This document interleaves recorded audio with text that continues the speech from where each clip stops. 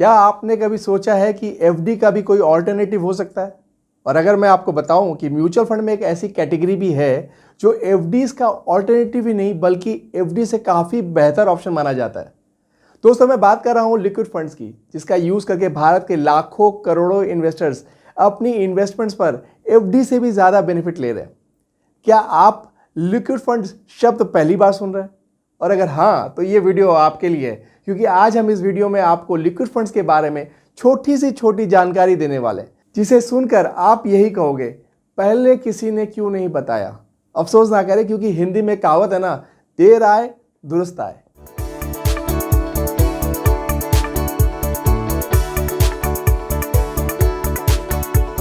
Hello नमस्कार, welcome to brand new video. मैं हूं अमित राठी, आपका अपना सर्टिफाइड फाइनेंशियल प्लानर।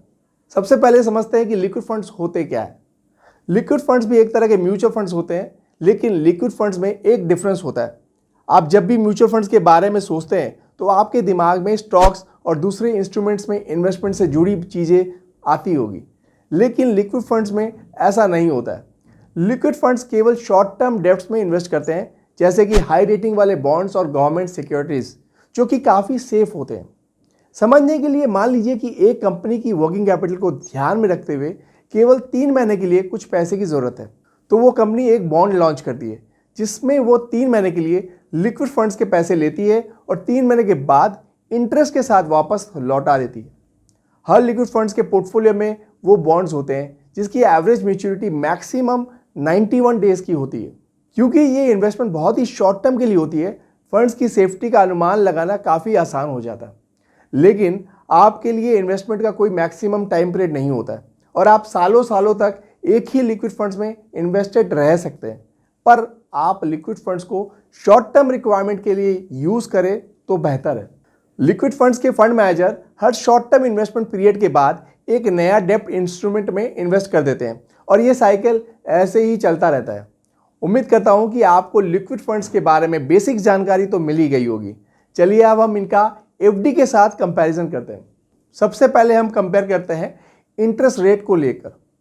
अगर देखा जाए तो इंटरेस्ट रेट्स एफडीज और लिक्विड फंड में लगभग सेम ही होते हैं, लेकिन जैसे कि पहले कुछ सालों में एफडी का रेट ऑफ इंटरेस्ट काफ़ी कम हो गया है, उसी तरह लिक्विड फंड्स के रिटर्न भी काफ़ी कम हो गए हैं। एक समय था जब लिक्विड फंड्स के रिटर्न 8% हुआ करते थे, लेकिन उस वक्त एफडी भी 8% में होती थी। तो अगर इंटरेस्ट रेट से कंपेयर करें तो दोनों प्रोडक्ट अप्रॉक्स सेम है।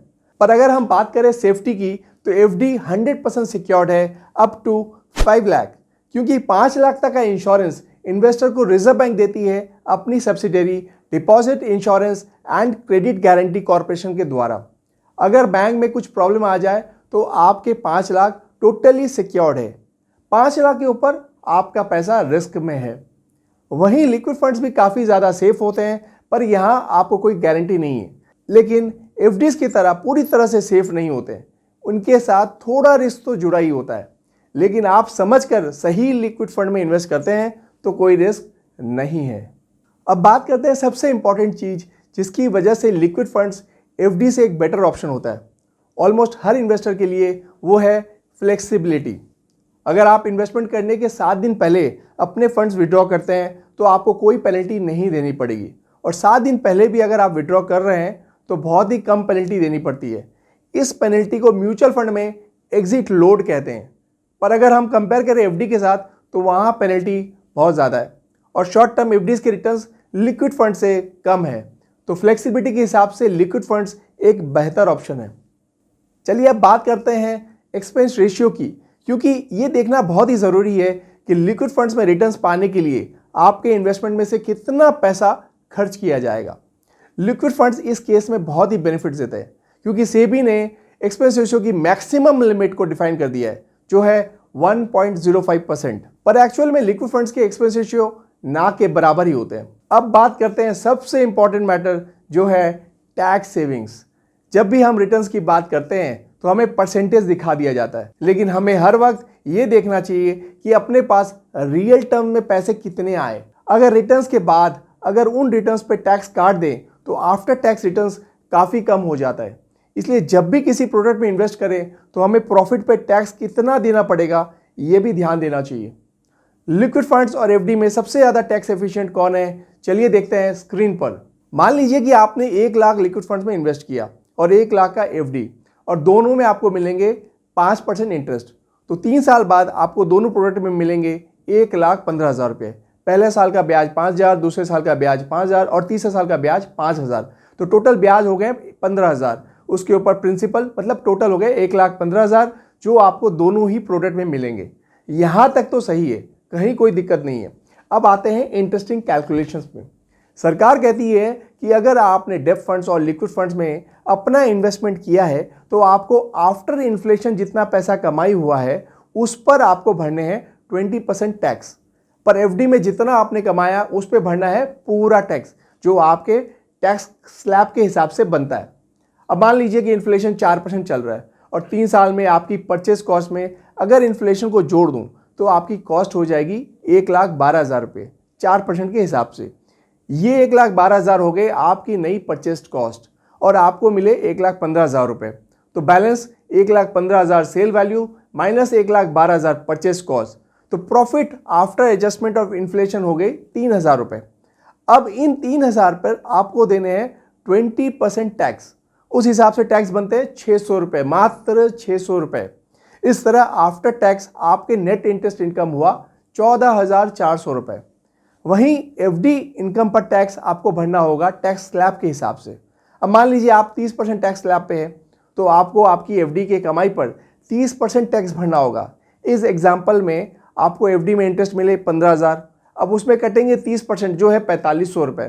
तो नेट प्रॉफिट आफ्टर टैक्स आपके हाथ में आए 10,500 रुपये, जो कि काफ़ी कम है लिक्विड फंड से। बैंक एफडी में हर साल इंटरेस्ट एक्रूड पर टीडीएस कट जाता है, वहीं लिक्विड फंड्स में टीडीएस नहीं है। आई होप आपको ये एग्जाम्पल से क्लियर हो गया है कि क्यों लिक्विड फंड्स बेटर है एक एफडी से अगर आप हाईएस्ट टैक्स स्लैब ब्रैकेट में है तो। अब एक इंपॉर्टेंट बात, अगर आप 3 साल से पहले लिक्विड फंड से पैसे उठा लेते हैं तो आपको नॉर्मल टैक्स के हिसाब से ही टैक्स देना पड़ेगा। लिक्विड फंड्स में इन्वेस्ट करने का डिसीजन लेना एक अलग बात है और सही लिक्विड फंड्स को चुनना एक अलग बात।